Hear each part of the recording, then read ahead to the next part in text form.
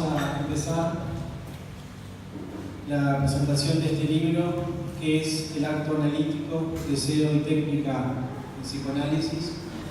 Y me acompañan Clara Zaneto, Gloria Pelelión y Tomasa San Miguel.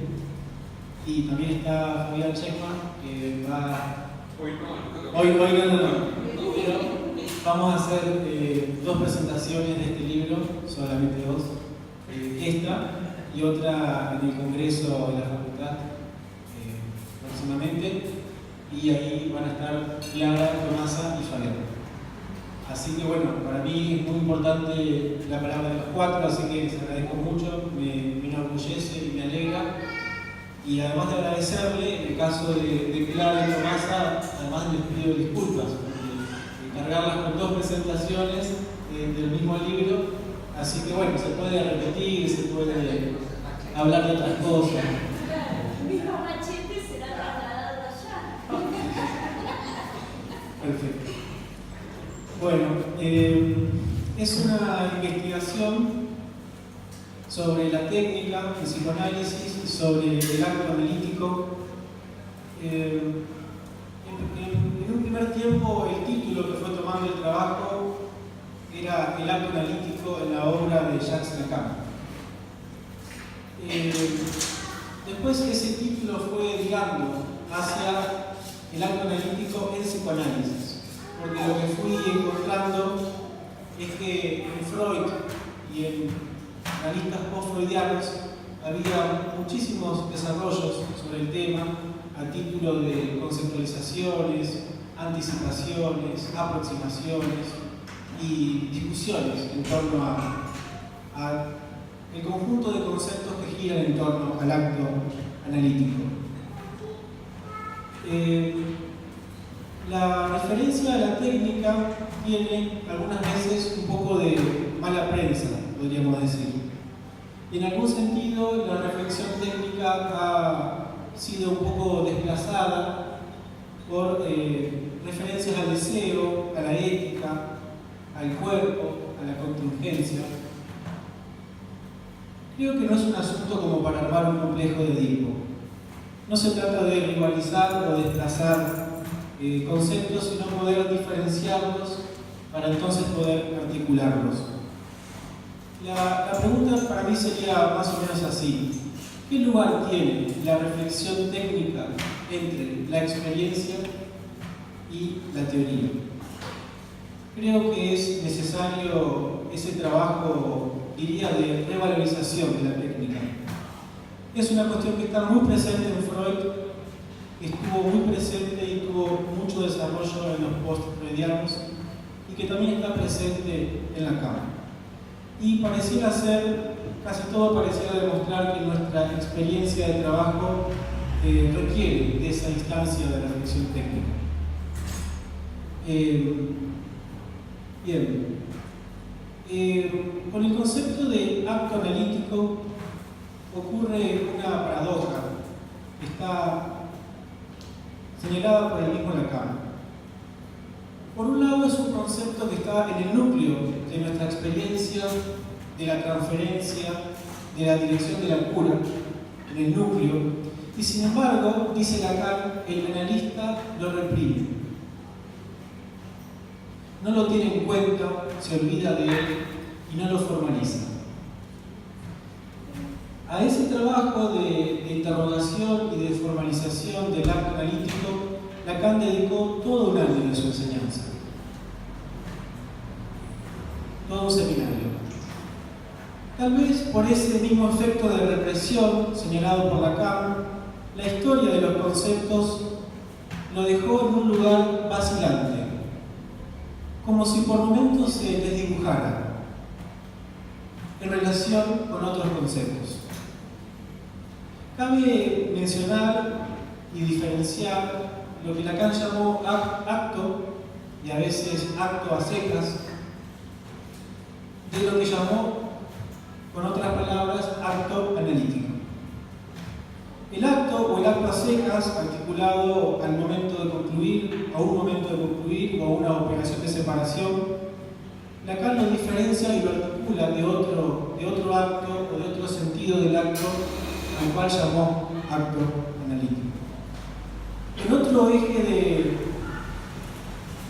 de conceptualización habría diferenciar y articular el acto analítico del deseo del psicoanalista y del discurso analítico. Y finalmente diría que otro gran eje de análisis del tema es poder diferenciar y articular el acto de la transferencia y de la interpretación. ¿Cómo poder diferenciar y articular el acto analítico con cada uno de estos otros conceptos? Bueno, por ahí anduvo un poco la investigación. Finalmente esto fue llevando hacia la definición misma del psicoanálisis, o una de las definiciones que tenemos del psicoanálisis, a saber que es una cura por la palabra, y recuperar aquella otra definición que apareció junto con esta, de la mano de Anna O y el trabajo que hicieron con ella Freud y Breuer, y esa otra definición que ellos califican como más humorística, en algún sentido como menos seria, que es desollinar la chimenea. Esa definición de desollinar la chimenea claramente que llevó en la lectura de Lacan a una articulación con el objeto A y con referencias como la castración, la falta y el agujero. Y me pareció que el concepto de acto analítico tiene mucho que ver, desde ya, con la cura con la palabra, pero también con esta idea de desollinar una chimenea. Bueno, esto es un poco algunas palabras que pueden transmitir algo de la cocina, de la investigación y del libro. Le paso la palabra ahora a las presentadoras invitadas.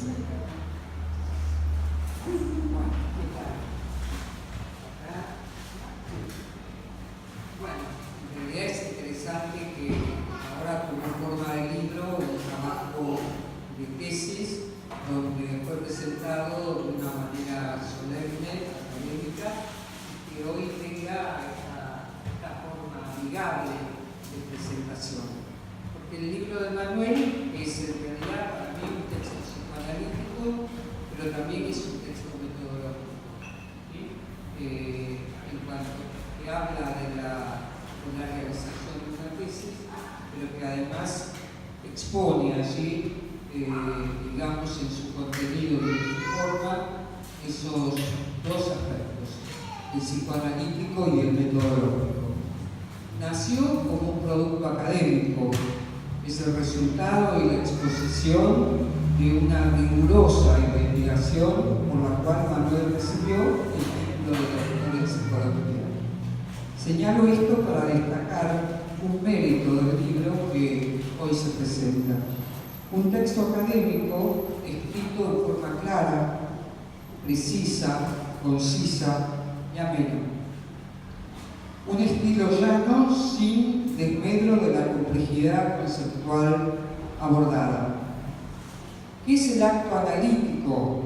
Muestra que no es necesariamente la solemnidad en la escritura, la adjetivación excesiva, ni el lenguaje críptico para dar cuenta de una investigación en el campo del psicoanálisis. Sabemos que algunas veces la impostación, la escritura críptica, la solemnidad, solo dan cuenta de las dificultades que los autores investigadores atraviesan en el momento de validar sus afirmaciones. No voy a contarles el texto, muchos de ustedes lo han leído y otros lo harán próximamente. Sí voy a destacar cuestiones que el proceso de su elaboración y sus posteriores lecturas provocaron en mí. Reflexiones que ubico en dos dimensiones. Cuestiones y reflexiones metodológicas, reflexiones psicoanalíticas. Desde la dimensión metodológica destaco que es el acto analítico, nos muestra en acto como una aparente ingenua pregunta se constituye en un problema de investigación complejo. Como lo supuestamente obvio se instala como disparador de una investigación en el marco de la cientificidad.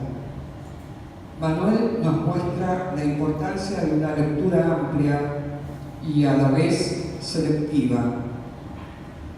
Amplia en cuanto a la diversidad de autores y el reconocimiento de sus aportes para encarar la investigación, así como también establecer un agrupamiento de dichos autores según los aspectos del problema abordado.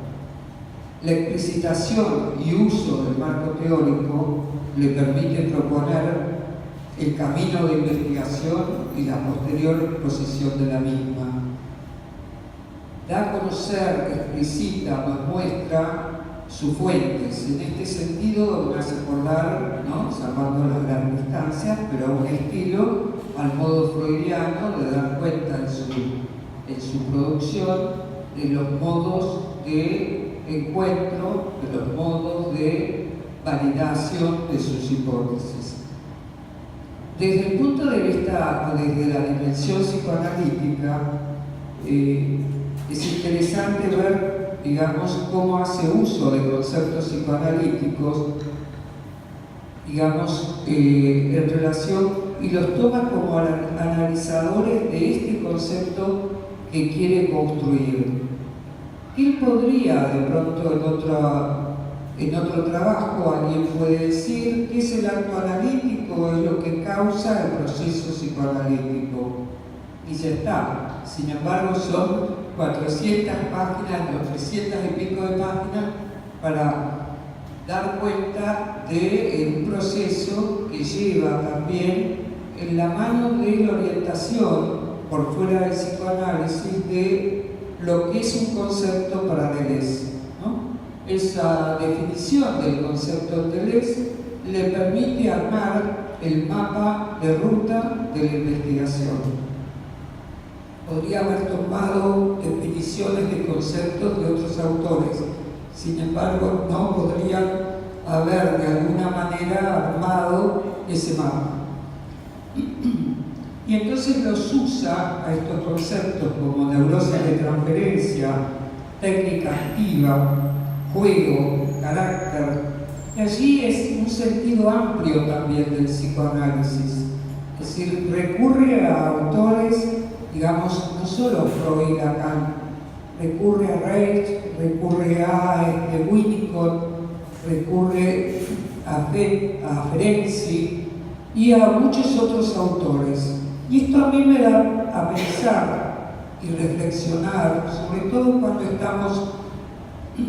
que compartimos juntos el espacio de taller de tesis en la maestría en psicoanálisis, la riqueza que puede aportar a un problema de investigación el tener esa lectura amplia, que de alguna manera en ese espacio de taller de tesis alguna vez dijimos hay que oxigenar al psicoanálisis. En realidad sus preguntas, es decir, son muy interesantes, hay continuas preguntas, pero son preguntas por las cuales toma posición. Y esas, además, toma posición en cuestiones que son clave, como posición y lugar del analista, y un anexo en relación con el fin del análisis. Trabajando la idea de conceptos temporales y conceptos espaciales, allí propone al acto psicoanalítico como un concepto espacial. Bueno, en realidad hay muchísimas otras cosas que podría señalar. Esto de, bueno, el acto no es lo que hace el psicoanalista, ¿sí?, sino lo que causa un proceso, ¿no? Me parece una aclaración importante, porque esa idea de qué es lo que hace el psicoanalista llevó a cuestiones bastante complicadas en la praxis del psicoanálisis. Bueno, hasta acá, después vemos.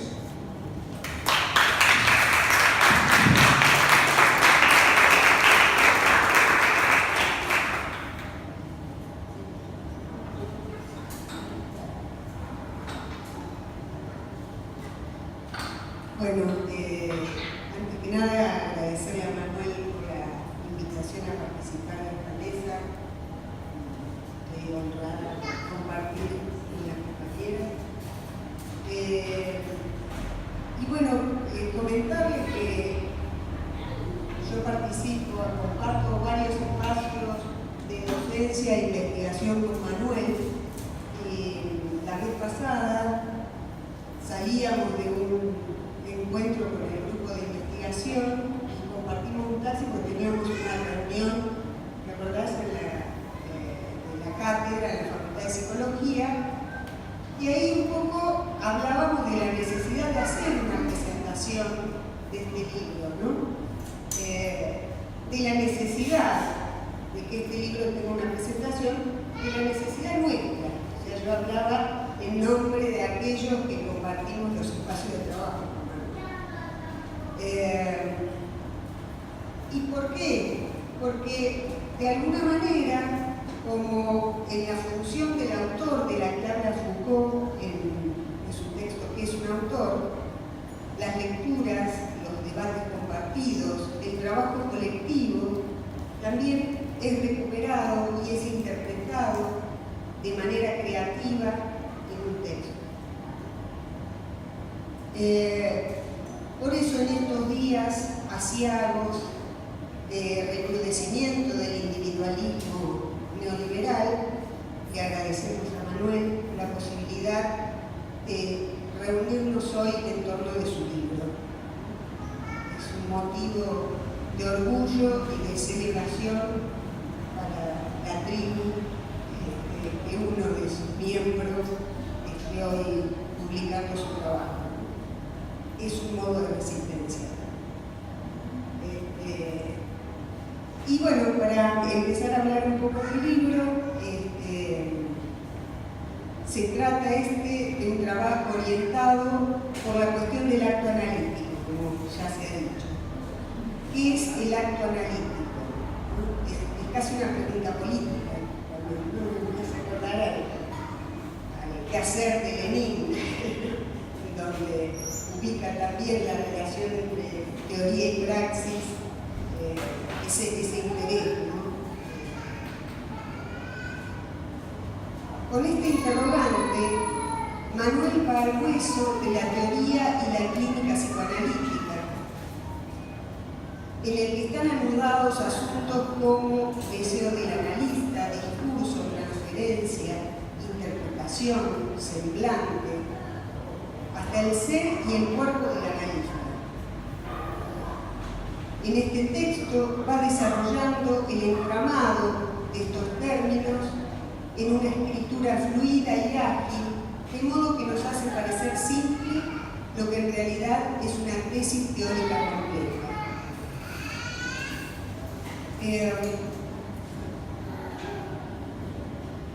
Les adelanto que el capítulo primero es apasionante.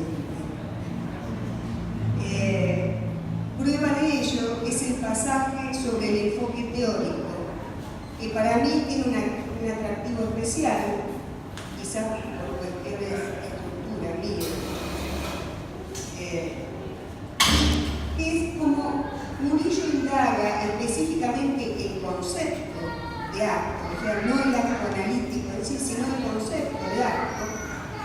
En su enfoque teórico se enfrenta al desafío de conceptualizar el concepto de concepto, con el riesgo de perder al lector en un juego de espejos interminable. Sin embargo, no cae en ese error.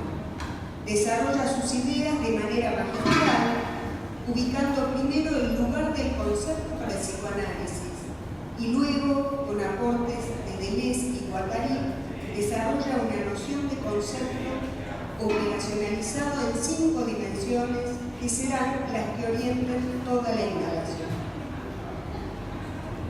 El capítulo segundo está dedicado a la pregunta por la técnica. Para abordarla nuevamente, recurre a diversos autores de la filosofía y el psicoanálisis. Algunos que esperábamos encontrar en referencias matemáticas, otros que no, pero la manera en que va resolviendo sus dudas nos lleva nuevamente por caminos poco transitados. Recupera la tradición que revaloriza el concepto de técnica psicoanalítica y muestra de qué manera el deseo del analista es el que motoriza esa espiral recursiva de la técnica y la formalización, en tanto vías de determinación que van del modo de tratar a los conceptos al modo de tratar a los pacientes y de ahí nuevamente al modo de tratar a los conceptos.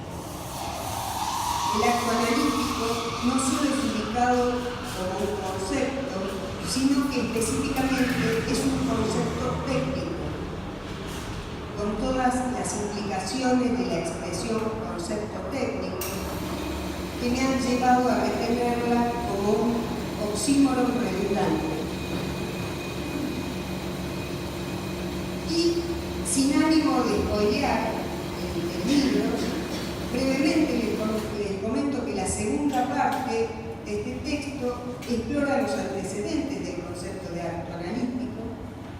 Por un lado, en la obra de Freud, poniendo el énfasis en la dimensión afectiva representada en la expresión desollinar la chimenea, y por otro lado, en los post-freudianos, a través de los conceptos de técnica activa de Ferenczi, la técnica y el carácter de Rey y el juego de Winnicott. Mientras que en la tercera parte analiza el concepto y sus antecedentes en la enseñanza de Lacan. En la última parte, la parte 4 de discusiones y comentarios, Murillo da muestra de que ha cumplido las promesas hechas en los primeros capítulos. Y quiero traer la distinción que hace el pensador Amador Fernández Sabater en el ámbito del pensamiento crítico. Él dice que hay estilos y hay aventuras. Un estilo está atento sobre todo a reproducirse a sí mismo y en determinado campo de juego. El estilo es sobre todo cuestión de identidad, una identidad que conquistar, valorizar o conservar. Por el contrario, la aventura empieza cuando se arriesga precisamente la identidad para poder pensar por fin un nombre propio. Aunque ello pase también por reapropiarse de las palabras de otros, entonces las decisiones se toman teniendo en cuenta lo que habilita o no pensamiento, no tanto lo que configura una identidad. Una aventura es sobre todo, dice Fernández Sabater, cuestión de emancipación y de singularidad. En este sentido, el libro de Manuel tiene mucho de aventura. Nos lleva por terrenos conocidos para luego invitarnos a transitar por pasadizos inesperados, inquietantes. Todo esto a través de una escritura atractiva, ágil y muy afinada. Bueno, fue para mí un placer leer este libro. Hacía mucho que no me pasaba algo así con un texto académico. Tuve una experiencia de lectura cercana a la de las novelas literarias, esas que no podemos dejar de leer. Así que recomiendo fuertemente su lectura a quienes están interesados en la clínica psicoanalítica y a quienes están interesados en saber cómo se hace una tesis teórica. En ese aspecto también hace docencia Murillo. Está bellamente escrito y como objeto es muy bello también. Así que va a lucir muy bien en sus bibliotecas. Recomiendo que lo compren, seguramente está a la venta.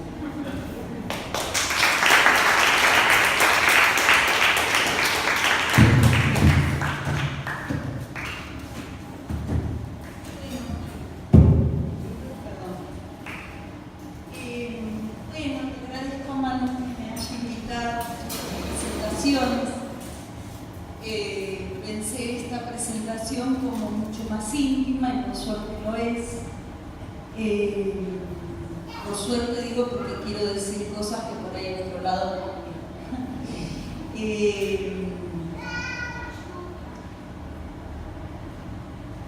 Yo supe de la escritura, de la idea que estaba este libro, de la idea que Manu tenía respecto a escribir este libro, de hacer la tesis sobre este tema.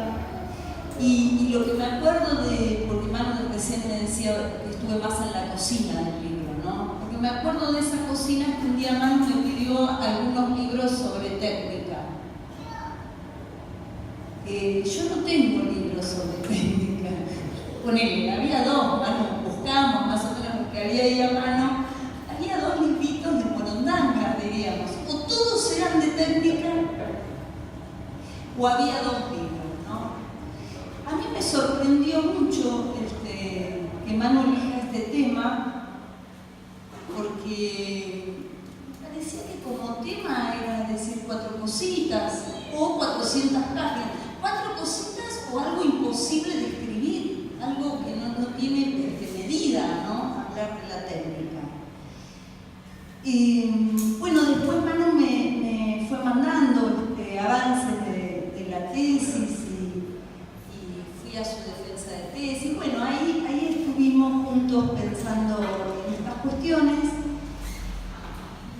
y me pidió que escriba el prólogo, cosa que hice con todo el esfuerzo que pude. ¿Cuál fue el esfuerzo de escribir el prólogo del libro de Manu? El esfuerzo fue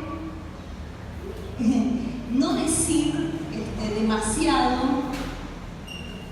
que el libro es una belleza, que hay que leerlo sí o sí, que Manu es divino, que es inteligente, buen tipo, capaz, laburante, buen amigo, buena persona. Todo eso quedó como ahí. Se lo mandé a Vero Buchanan muchas veces a ver si estaba muy meloso el prólogo. Vero me dijo, no, está más o menos bien, está bastante sobrio.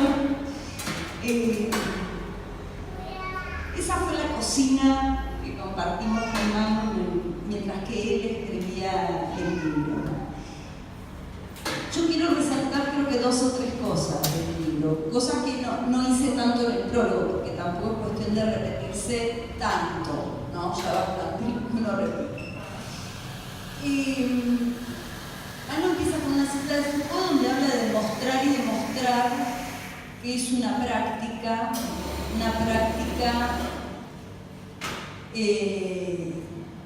que toma cuerpo en una técnica y tiene efectos.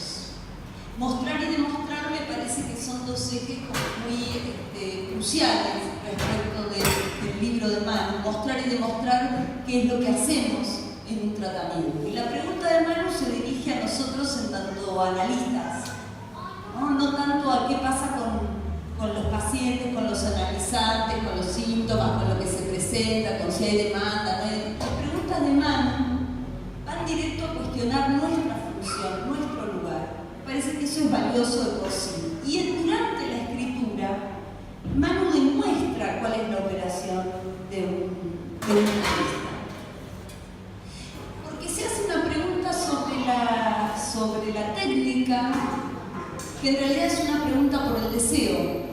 Y demuestra que esa pregunta respecto de la técnica se abre cuando estamos hablando de técnica psicoanalítica. Entonces intenta formalizar algo que se escapa cada vez. Me parece que eso se transmite en algo y es lo que más me interesó. En realidad yo creo que no se responde la pregunta de qué es el acto analítico. Hay aproximaciones, hay escritura sobre eso, se bordea la pregunta, pero no es una pregunta que pueda tener una respuesta, porque la técnica es del psicoanálisis. Entonces me acordaba de Carlitos Ruiz, que decía que formar analistas respecto de una técnica era tan disparatado como formar poetas. Entonces, lo que finalmente medio que decanta como respuesta es que el acto analítico es lo que soporta un análisis. Es como una respuesta medio espiralada, ¿no? En ese sentido, esa respuesta, ese modo de escribirla y esa posición es política. Y cuestionar y preguntarse por la función del analista me parece que también es una política interesante para el psicoanálisis. Para que el psicoanálisis persista, sobreviva, de respuestas, esté a la altura, todas estas cuestiones que venimos diciendo. La otra cuestión es que este libro es el resultado de un trabajo que se da en la universidad, en nuestra querida universidad, en nuestra querida facultad, y Manu también hace un agradecimiento a eso. El otro día, no sé si el jueves, no sé cuándo, fui a presentar un libro de expresidentes que le dedican su libro al hospital público. Bueno, hoy tengo una sensación parecida, como si el libro estuviera dedicado a la universidad pública, y eso también es un acto político, ¿no? Luego hay algo